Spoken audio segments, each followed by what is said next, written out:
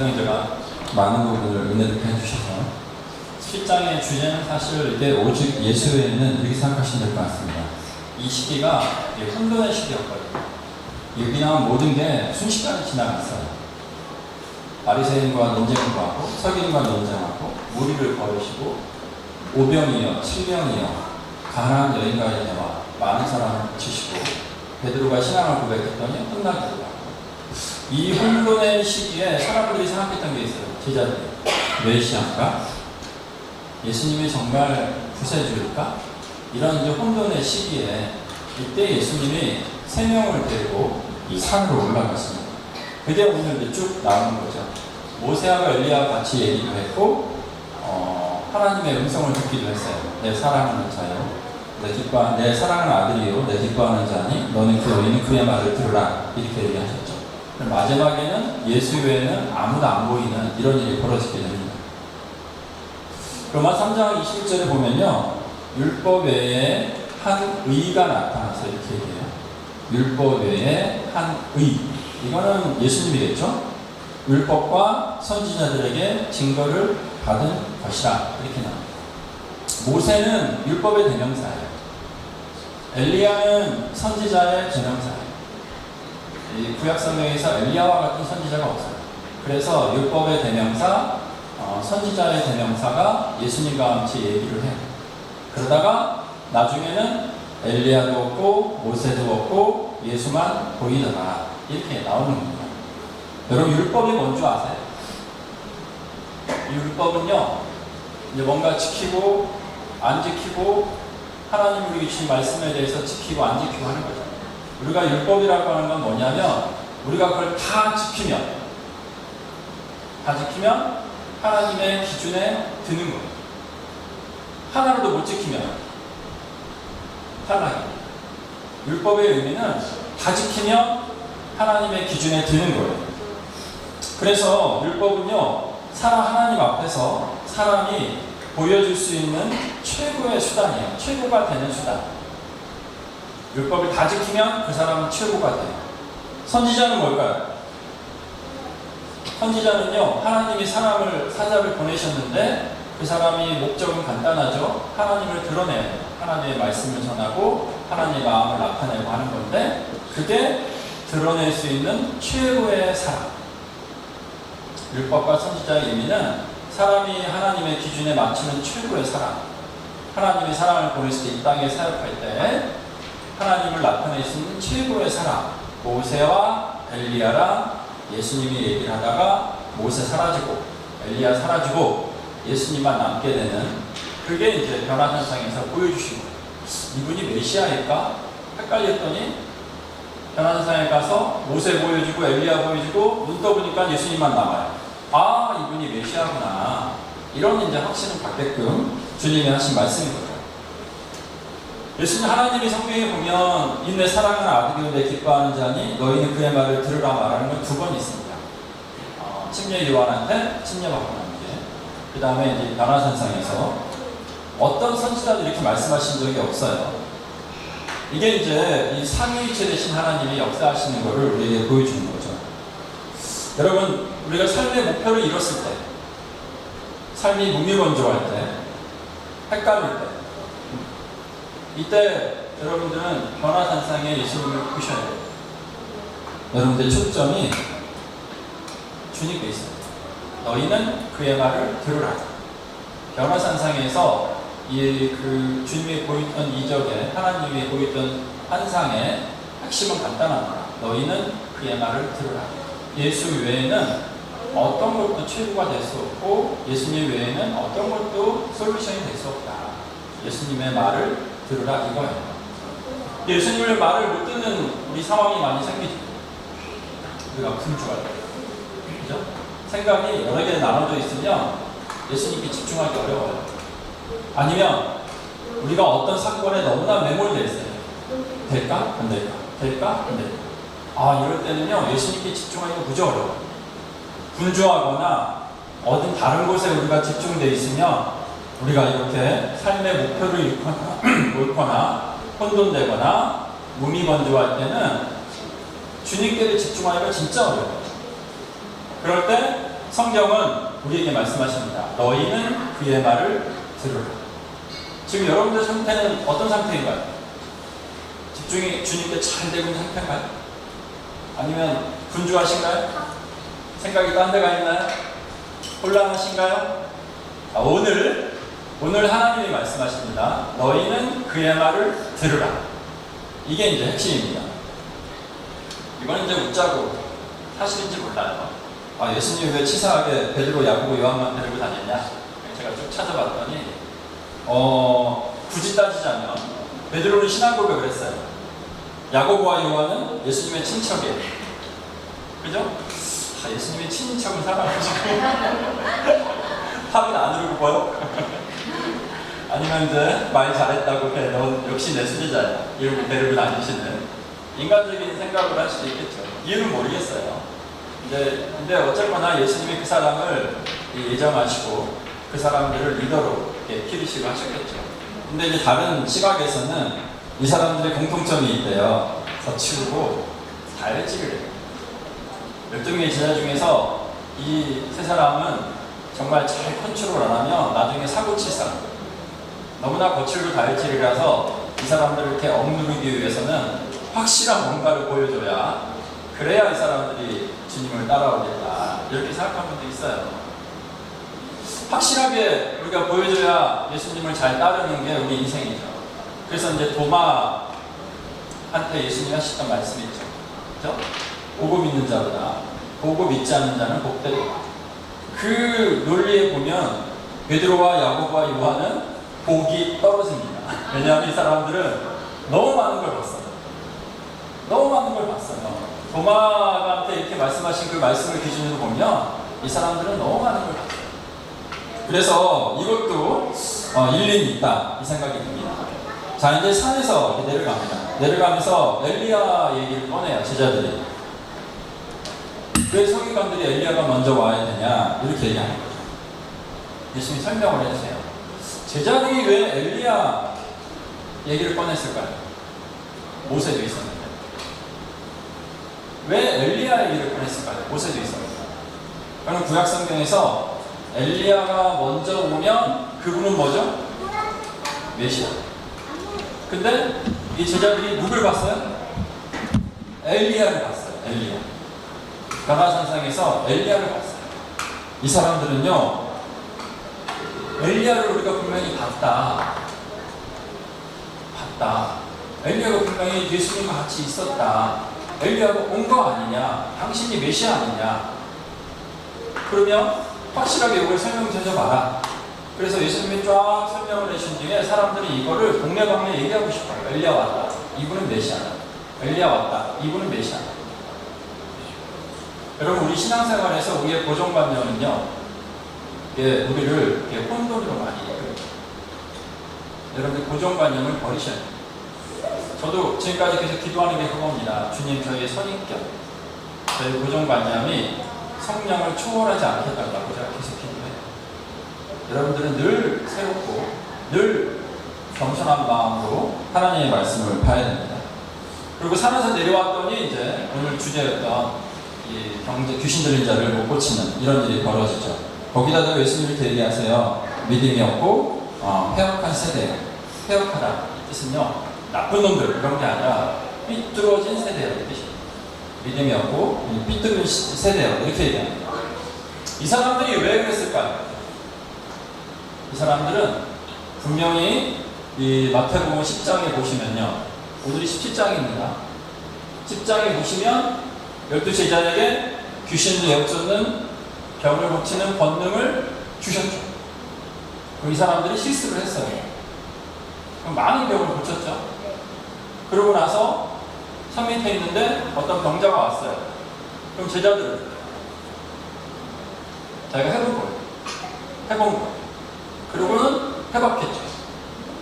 그래서 도마가 해봤는데 실패해요. 안드레가 했는데 실패해요. 바드로모가 했는데 실패해요. 완전 혼돈 속에 막 빠져요. 했었는데, 근데 분명히 했었는데, 나가가지고 수많은 병자를 고치고 귀신을 쫓았는데 지금은 왜 안 되지? 이런 거죠. 그래서 우리가 왜 못했냐? 마태복음에서는 믿음이 없다. 오늘 마가복음에서는 기도 외에는 이런 이유가 나갈 수 없다. 그렇게 얘기를 합니다. 여러분 이렇게 은혜를 경험하잖아요. 여러분들이 착각이 있어요. 그게 나인 줄 알아요. 여러분들이 성공하잖아요. 그 성공한 사람이 나인 줄 알아요.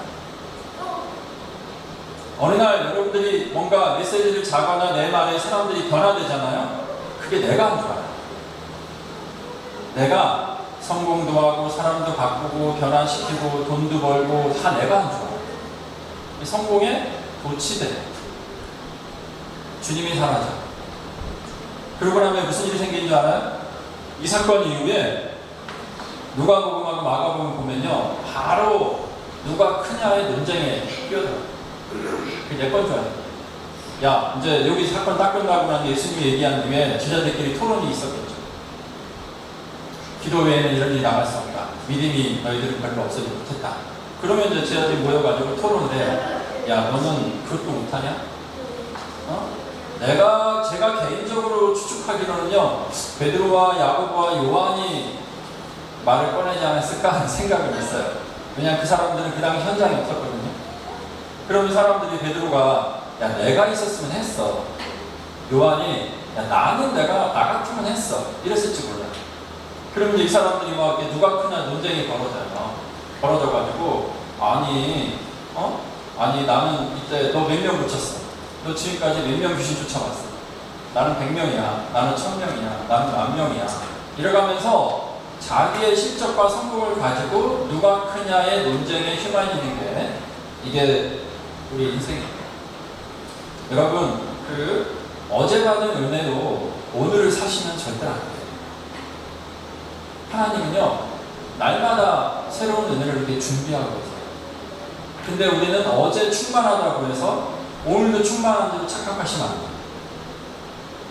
만나를 하나님 왜 그때그때 주셨는지 아세요? 간단합니다. 그건요, 그날 먹고 그날 끝내고 그 다음날은 하나님의 새로운 은혜를 만나라, 이 뜻이에요. 여러분, 날마다 하나님의 은혜가 있어야지 어제 충만하다고 어제 은혜 받았다고 오늘을 살아가면 이게 곤란합니다. 하나님이 준비했는데 나 어제 은혜 받았어야 하고 하나님을 무시해요.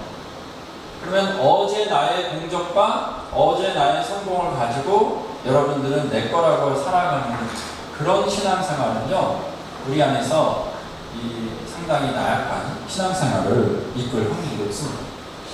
이 믿음과 기도는요, 모든 사역의 핵심입니다. 사실 여러분들이 사역을 한다, 삶을 살아간다, 두 가지 가지고 살아야 돼요. 믿음, 기도.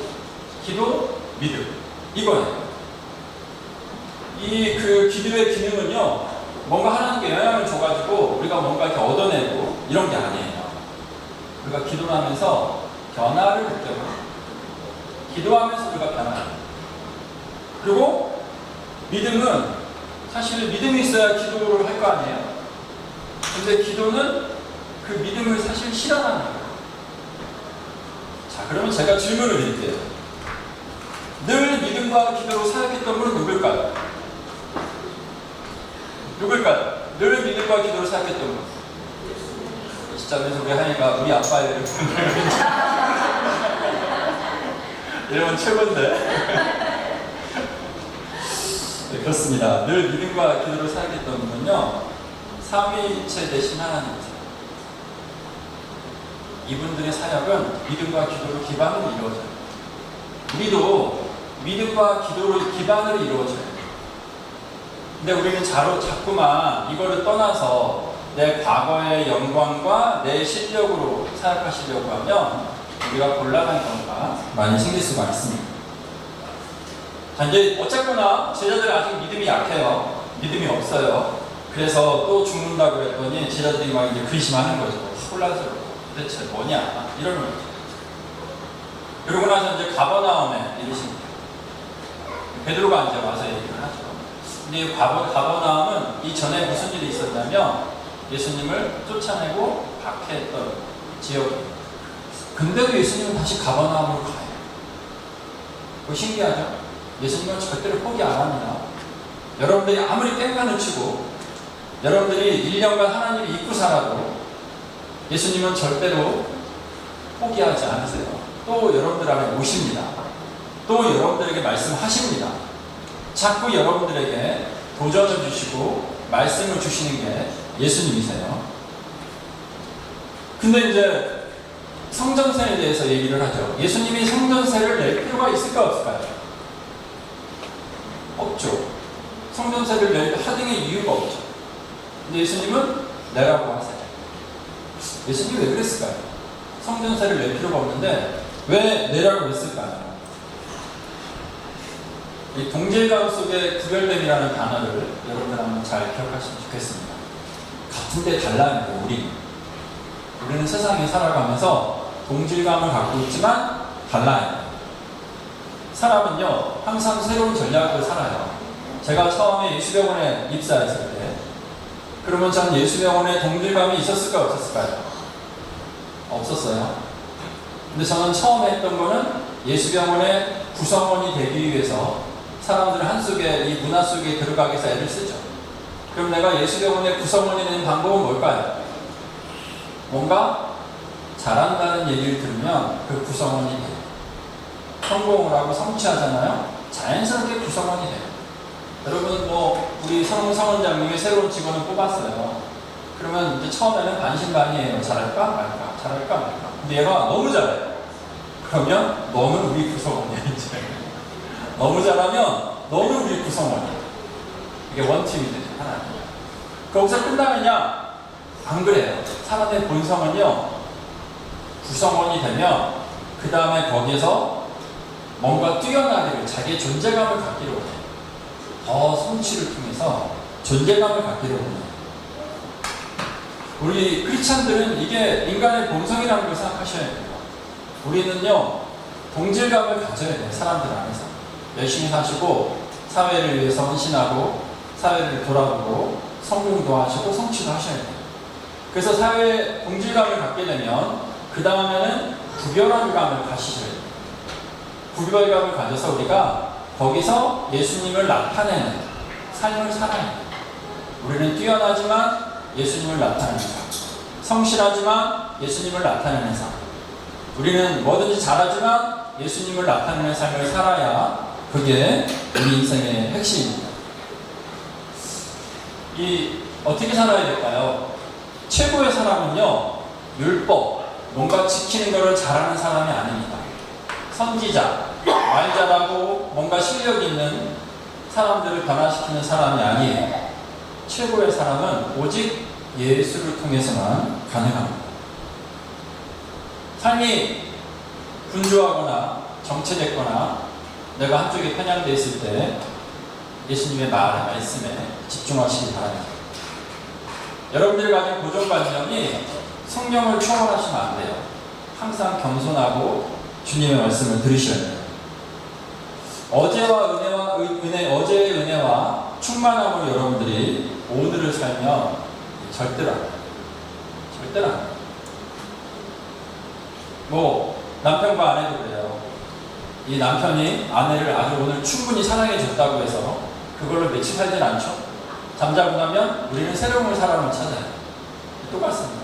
어제 잘해줬다고 그래, 내가 며칠 참는다, 이런 사람은 없어요. 그게 본능이에요. 이게. 믿음과 기도는 이 삼위일체의 완전한 연합에 들어갑니다. 왜냐하면 삼위일체이신 하나님이 믿음과 기도로 사역을 하세요. 기도는 커뮤니케이션이고 믿음은 서로에 대한 트러스트, 신뢰입니다. 삼위일체 하나님은 믿음과 기도로 지금도 활동하세요. 그럼 우리는 어떻게 살아야 되냐? 우리도 믿음과 기도로 하나님께 우리 들어가야 됩니다. 우리가 세상의 문화를 따르는 이유는 간단합니다. 거기에 동질감을 우리가 갖기 위해서 따르지만 우리는 구별돼요. 이 두 가지가 항상 우리에게 도전이 되고 숙제가 되는 이런 말씀입니다. 우리 다 같이 기도할까요? 이 시간 우리 같이 기도할 때는 주님, 우리가 주님께만 집중을 하고 정말 주의 말씀에만 우리가 집중할 수 있게 해달라고, 우리가 어제의 은혜로 오늘을 살지 않는 사는 어리석음을 범하지 않고 날마다 새로워지는 우리가 되고 날마다 주님의 말씀에 집중하는 우리가 되게 해달라고 우리 같이 기도하겠습니다. 하나님 아버지, 정말 주께서 함께하시고 예수 외에는 아무것도 없음을 고백합니다. 우리 삶 속에서 주 예수 외에는 아무것도 없음을 고백합니다. 아버지, 주 예수가 우리 삶의 주인 되시옵시고 주 예수가 우리 삶의 온전함이 되시옵시고 우리가 정말 주님 어제도 집중하고 오늘도 집중하고 내일도 주님께 집중하게 도와주시옵소서. 어제도 주 예수께, 오늘도 주 예수께, 주님 내일도 주 예수께 집중하는 우리가 되게 도와주시옵소서. 날마다 새로워지며 날마다 정말 주님만 바라보게 하시고 우리 삶 가운데서 주께서 말씀하시고 우리 삶 가운데서 주의 음성에 순종하는 우리가 되게 도와주시옵소서. 하나님 아버지, 정말 주님을 아버지 정말 구합니다. 하나님 아버지, 정말 주님을 소망합니다. 아버지께서 함께 하시고 아버지께서 인도하여 주시옵소서. 주의 지으심을 정말 간절히 주기도문으로 마치겠습니다. 하늘에 계신 우리 아버지여, 우리 거룩히 여김을 받으시오며 나라에 임하옵시며 뜻이 하늘에서 이룬 것 같이 땅에서도 이루어지이다. 하나님께 일용할 양식을 주옵시고 우리에게 죄 지은 자를 사하여 준 것 같이 우리 죄를 사하여 주옵시고 우리를 시험하지 말게 하옵시고 다만 하여서 구하옵소서. 나라와 권사와 영광이 아버지께 영원히 쌓옵나이다. 우리 아담 목사님께서 오랜만에